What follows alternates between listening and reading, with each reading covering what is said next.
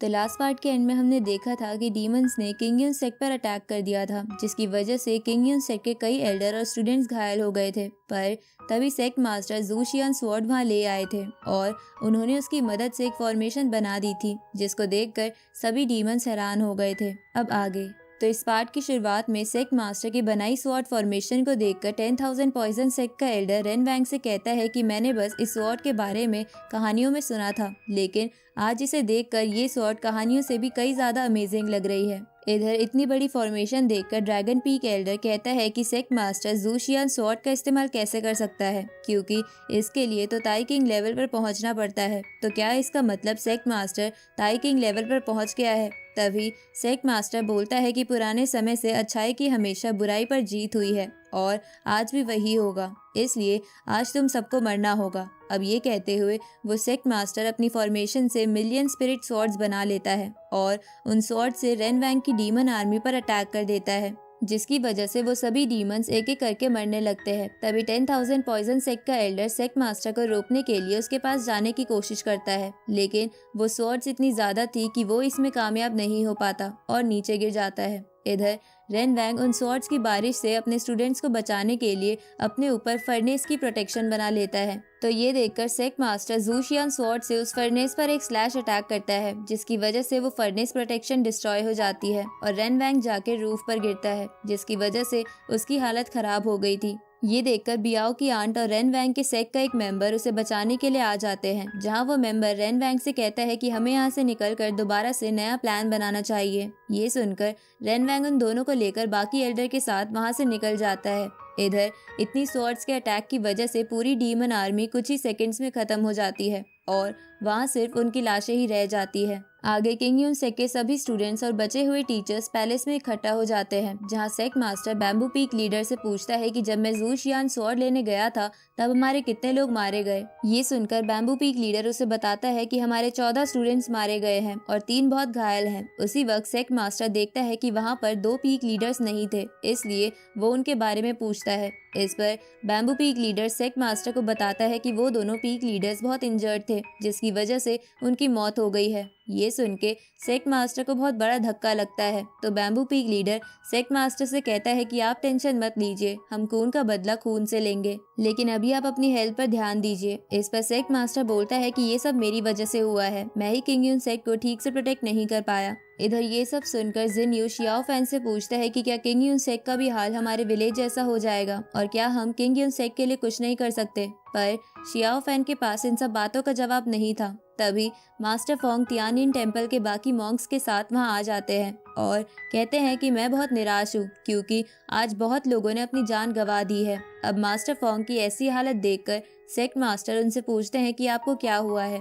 तो master Phong उनसे कहते हैं कि जो बंदा यहाँ शैंगुआन बनकर आया था वो असल में एक डीमन था और उसी ने मुझे इंजर्ड कर दिया है, लेकिन आप चिंता मत करो, इसकी वजह से मेरी लाइफ को कोई खतरा नहीं है। ये सुनकर सेक्ट मास्टर बोलता है कि ये सब मेरी गलती है, अगर मैं जू शियान स्वॉर्ड पहले इस्तेमाल कर लेता तो ऐसा कुछ भी नहीं होता। उसी वक्त सेक्ट मास्टर की नजर शियाओ फैन पर जाती है, तो वो उसे पास बुलाकर उससे पूछते हैं कि क्या जब से तुमने किंग यून सेक को ज्वाइन करा है तो तुम्हें किसी ने डांटा है, क्या बैम्बू पीक लीडर ने तुम्हें परेशान किया है। इस पर शियाओ फैन सेक्ट मास्टर से कहता है कि ऐसा कुछ नहीं है, बैम्बू पीक लीडर ने मुझे अपने बेटे की तरह पाला है। तो सेक्ट मास्टर उसे कहते हैं कि तो फिर तुम अपना सीक्रेट हमें क्यों नहीं बता रहे कि तुम्हें वो वज्र फॉर्मेशन बनानी कैसे आती है। ये सुनकर शियाओ फैन अपने घुटनों पर बैठ जाता है, क्योंकि उसे समझ नहीं आ रहा था कि वो उन लोगों को कैसे समझाए कि वो डीमंस के साथ मिला हुआ नहीं है। तभी तियानिन टेम्पल का एक मॉन्क शियाओ फैन से गुस्से में कहता है कि क्या तुम इतने पत्थर दिल हो जो इतना सब कुछ हो जाने के बाद भी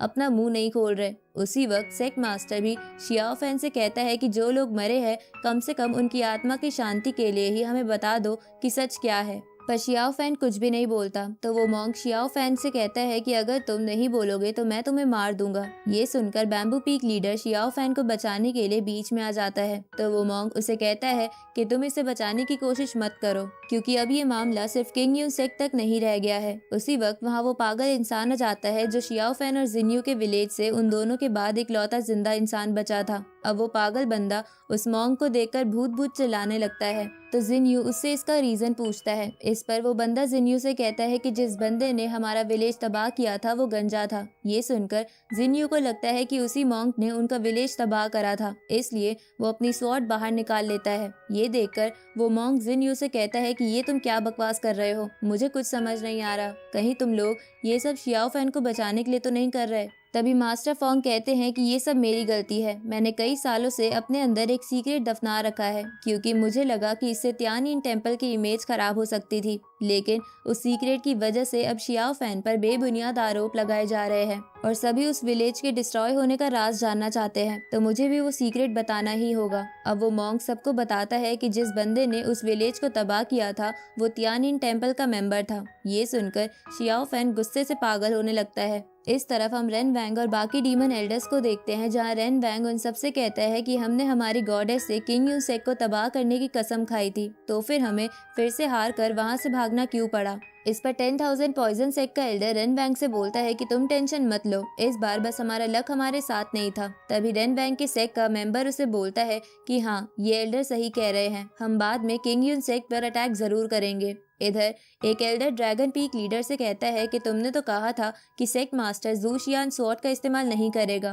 पर उसने तो ऐसा किया, तो कहीं तुम हमें धोखा तो नहीं दे रहे हो, क्योंकि अगर ऐसा है तो मैं तुम्हें अभी के अभी मार दूंगा। ये सुनकर ड्रैगन पीक लीडर कहता है कि मुझे नहीं पता था कि जू शियान स्वॉर्ड को आधी पावर के साथ भी इस्तेमाल किया जा सकता है, क्योंकि जो फॉर्मेशन हमने अभी देखी थी वो तो जू शियान स्वॉर्ड की आधी पावर भी नहीं थी। जू शियान स्वॉर्ड की असली पावर से तो पूरा आसमान ढक जाता है और उसे रोकना लगभग नामुमकिन होता है। इस पर रेन वैंग कहता है कि मैंने सुना है कि उस स्वॉर्ड की असली पावर को इस्तेमाल करने के लिए सुप्रीम ट्रू टाओइस्ट लेवल पर पहुंचना पड़ता है। ये सुनकर ड्रैगन पीक लीडर हाँ करते हुए कहता है कि जू शियान स्वॉर्ड एक हेवनली स्वॉर्ड वेपन है, इसलिए उसे फुल पावर पे इस्तेमाल करने के लिए उस लेवल पर पहुंचना जरूरी है। लेकिन अगर कोई लो लेवल कल्टीवेटर इसे इस्तेमाल करता है तो ये स्वॉर्ड उस पर्सन के हार्ट को डैमेज कर देती है, जिसकी वजह से अब सेक्ट मास्टर के पास अब आधी जिंदगी ही बाकी रह गई होगी। उसी वक्त वहाँ बियाओ की आंट आ जाती है और रेन वैंग से कहती है कि बियाओ कहीं नहीं मिल रही। ये सुनकर रेन वैंग को लगता है कि बियाओ किंग यून सेक्ट में ही रह गई है, इसलिए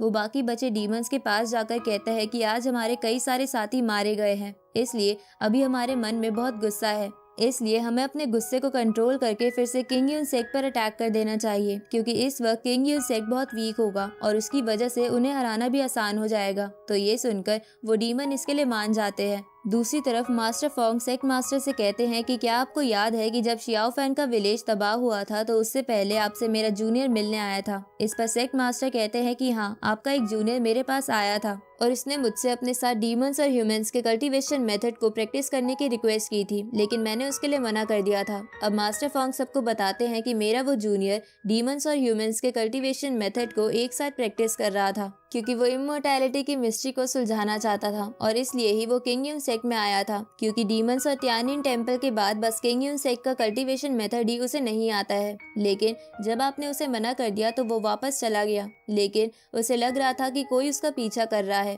इसलिए वो शियाओ फैन के विलेज के मंदिर में आकर छुप गया था, जहाँ उसे शियाओ फैन और जिन्यू मिले। पर उसी वक्त वहाँ एक स्ट्रेंज मैन आ गया था जिसने मेरे जूनियर को पॉइजन दे दिया था, जिसकी वजह से वो मरने वाला था। पर उसने मरने से पहले डीमंस और त्यानिन टेम्पल के basic cultivation technique Xiao fan की बॉडी में डाल दी, क्योंकि वो चाहता था कि जो काम वो ना कर पाया उसे शियाओ फैन पूरा करे। लेकिन उसे डर था कि अगर शियाओ फैन किंग यून सेक के कल्टीवेशन मेथड को नहीं सीख पाया तो उसका मिशन अधूरा रह जाएगा। इसलिए मेरे जूनियर ने अपने प्लान को फुल प्रूफ करने के लिए शियाओ फैन के विलेज को तबाह कर दिया, क्योंकि वो जानता था कि ऐसा करने पर किंग यून सेक शियाओ फैन को अपने पास रख लेगा और अपने कल्टीवेशन मेथड सिखाएगा। लेकिन उन विलेज के लोगों को मारकर उसे एकदम से लगा कि उसे बहुत बड़ी गलती हो गई है और ये सब उसके अंदर बसी डीमन टेक्निक्स की वजह से हुआ था, इसलिए उसने मेरे पास आकर ये सब बता दिया था। लेकिन मैंने त्यानिन टेम्पल की रेपुटेशन की वजह से किसी को ये नहीं बताया, पर मैं आशा करता हूँ कि आप लोग मुझे माफ कर दोगे। अब ये सब सुनकर शियाओ फैन पागल होने लगता है और उस पर डेमोनिक पावर्स हावी होने लगती है, क्योंकि जिस टीचर ने उसे कल्टीवेशन सिखाया था उसी ने उसके पेरेंट्स को भी मारा था। अब शियाओ फैन गुस्से की वजह से जोर से चिल्लाता है और इसी के साथ ये पार्ट यहीं खत्म होता है।